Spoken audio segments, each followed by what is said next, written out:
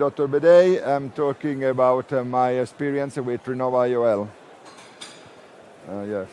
And in the last decade, the cataract surgery has had an important evolution. The optimization of my biometric examination and your calculation, the more precise and safer surgical techniques and better IOLs led us to a cataract refractive surgery. But the current problem is how to allow a good vision at all distances. Currently, there are no truly effective accommodative or pseudo-accommodative IOLs. So, a potential solution is multifocality. But what is multifocality? Multifocality refers to a simultaneous image processing in two different points, where the brain selects the most convenient one. The idea was conceived by Hoffer in 1983 after examining a patient who had undergone cataract surgery with both IOLs in posterior chamber, but the center to partially cover the pupil. The patient had a best corrected distal visual acuity of 20/25 with an aphakia correction and a light refractive correction. Multifocal IOLs based on the principle of simultaneous vision create multiple and superimposed retinal images. The visual system has to choose. Some information is suppressed and some reach to consciousness level. This is due to neuroadaptability, monoptic suppression, and cerebral accommodation. To create a multifocal IOL, the light streak must be divided into two or more focuses. It can be done through optical refractive principle or optical diffractive principle. The optical refractive principle can be explained by geometrical optics. Every area has a different curvature radius and therefore a different refractive power for far, intermediate, and near vision. The usable optical zone depends on the pupillary diameter, so the IOL is a pupil dependent, and the centration is not well tolerated, so the IOL is also centration dependent. The edges of the annular optical zone impact image quality, and it's possible dysphotopsia. Optical diffractive principle can be explained by wave optics. Diffraction is the phenomenon in which an electromagnetic wave deviates when it encounters an obstacle or a slit. When the light meets a set of slits, diffraction grating, interference phenomena appear. A slit creates a diffractive beam whose intensity distribution depends on the width of the slit. These diffractive beams interfere with each other by adding constructive action or subtracting destructive action to form the final image. Diffractive optics consist of a series of concentric steps of a few micron high. The role of these steps is to create a selective variation of the optical path to constructively interfere with the light waves at the level of the focuses and destructively interfere outside them.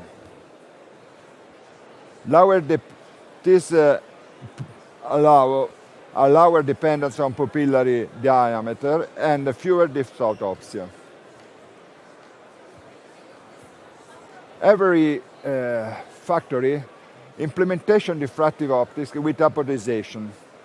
Apodization is depend on local energy distribution. Local energy distribution towards the far or near depends on the height of the steps. The lower the step, the more energy moves towards the far focus at the expense of the near focus. The higher steps at the center of the lens delay light about half a wavelength and divide it equally between the two images, near and far. The lower step diminishes the optical delay of a smaller fraction of the wavelength and sends less light to the near vision.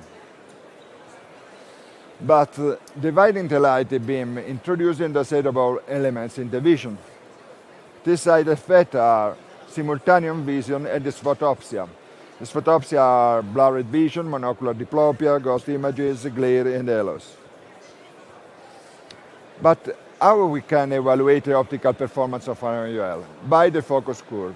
The focus curve is the curve obtained by recording the visual acuity variation corrected by adding positive or negative lenses to simulate getting closer or farther from optotype.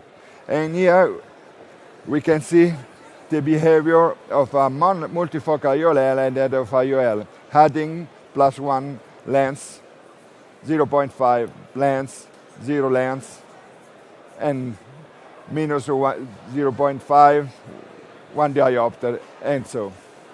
And we can see the two curves. Another way to evaluate the optical performance is a modulation transfer function, MTF. The MTF of a lens is a measurement of its ability to transfer contrast at a particular resolution from the object to the images. In other words, it measures the performance of an optical system. And here we can see how we can see an object with a monofocal IOL, refractive trifocal IOL, diffractive trifocal IOL, and EDOF IOL. Another way is studying aberration. Aberration is the imperfection that in the optical path of the photons coming from the outside of the eye produce a distortion and a wrong focusing of the images on the retina. But it's possible to reduce eliminated and undesirable elements. Every manufacturer has a research optical implementation to improve the depth of focus and reduce dysphotopsia. Westby introduced a Trinova lens. That is a revolutionary diffractive model based on SVT technology, sinusoidal vision technology. There are no more rings or sharp steps, but sinusoidal waves, which keep the dispersion of the light and halos to a minimum. The benefit for patients of sinusoidal vision technology is an ideal continuous vision, tolerance of biometry measurement deviation, tolerance of slight post-op tilts, and tolerance of higher angle kappa. Minimize dysphotopsia due to reduced scattering light. This lens has high MTF values at all distances, even in transition zone. The benefit for the patient is an optimal vision quality at all distances without discontinuity, with halos reduction.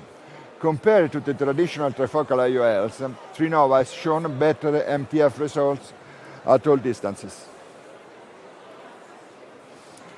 The lens is designed with stepless zone. There are 12 unique regions that allow the highest light transmission, 92%, with better contrast sensitivity and dynamic visual performances at all distances, and increased independence of pupillary diameter. It has also a balanced light distribution in low brightness condition, no dependence on the pupillary diameter. The light distribution in photopic condition with a pupillary diameter of 2 mm is 41 for far, 30 for intermediate, and 29 for near. But in mesopic condition, the pupillary diameter with a pupillary diameter of 6 mm, the light distribution is very similar, 45 for far, 25 for intermediate, and 30 for near. The benefit is a better contrast sensitivity, a better visual performances in all lighting conditions. Studying the patient needs, the best near focus of this lens is at 38 cm and the best intermediate focus at 80 cm. It has a plate design and the 4 contact points ensure an excellent stability. The optic size is 6 mm and the optic size is 11 mm. There is a 360 square edge to create an effective barrier to PCO, and it has a wide diopter power range from 0 to 32 diopters and is available at toric version. It's made by a new generation material, a combination of acrylic monomers that creates hydrophobic surface behavior with advantage of hydrophilic flexibility. The pro is an absence of glistening, low incidence of PCO, and suitable for mix. It has a mild negative aspheric value. The benefit is a clear vision in local light condition, a better sensitivity to contrast in mesopic conditions, safeguarding the depth of focus. It has also one of the highest AB number in the your market to reduce the chromatic dispersion.